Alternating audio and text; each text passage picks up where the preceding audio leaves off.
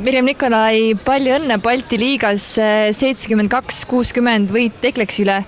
Kuidas kommenteerid, et tegite küll mitmeid rumalusi, kuid kokkuvõttes võib öelda, et väga hea mäng teie poolt?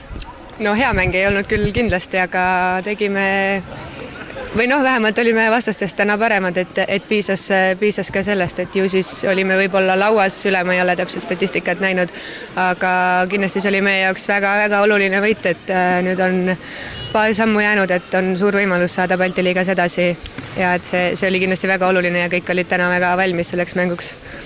Just tahtsingi öelda, et selle võiduga nagu kindlustate kanda endale seal turniiritabelis, et see aasta on selline väga suur keskendumine Balti liiga peal. Jaa, kindlasti, et kui Eestis on ainult 4 võistkonda, siis nende vahel mängimine ei ole kindlasti nii huvitav ja pingeline kui Balti liiga, et Balti liigas edasi saamine oleks väga suur asi. Täna hoidsite edu terve mängu ja isegi siis, kui Ekleks hakkas mängima maa-ala, mis on teie murelaps, et seal mõned eksimused tulid, aga üldjoontes saite siiski hakkama?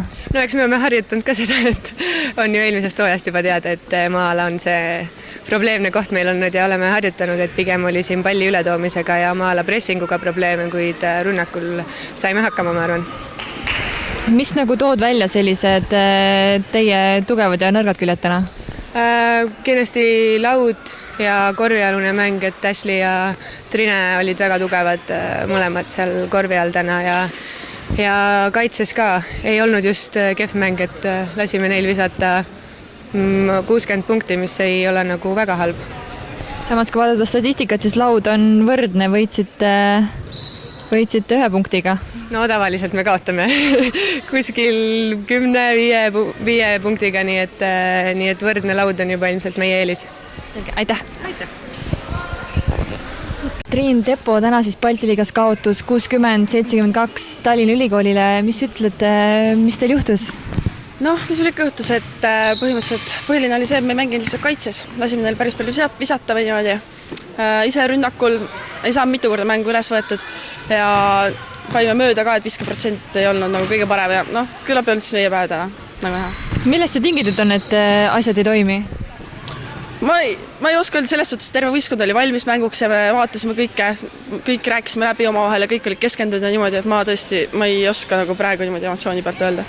Kas Tallinna Ülikool üllatas teid oma võiduga? Selles suhtes nad on viimasele päris heas vormis olnud, et aga ma ütlen jälle, me läksime võitma, kindlasti mängima ja võitlema, aga täna ei tulnud kõik välja, et ma ei ütleks, et nad üllatasid, aga täna lihtsalt enda päev. 3. veerandajal siin ja 4. püüdsite ka maa-ala võtta, mis on nagu nende see nii-öelda nõrk koht ja isegi nagu õnnestu seda DLÜ mängu lõhkuda, et miks te ei teinud seda rohkem? Minu arust mängisime ikka mängu lõpuni suht seda, aga jah, et nad ikka panid paar korda ära ka niimoodi kaugemalt, et siis me läksime nagu mängijatele lõpuks üle ja meil nagu näha meil lõpus tegelikult, meil oli lõpus veel võimalus, et kõik mängisid kaitses hästi ja tagamängijad olid keskjooned, võtsid päris palju palle vahelt ära, aga meil jäi aega küllap väheks siis. Aitäh! Aitäh!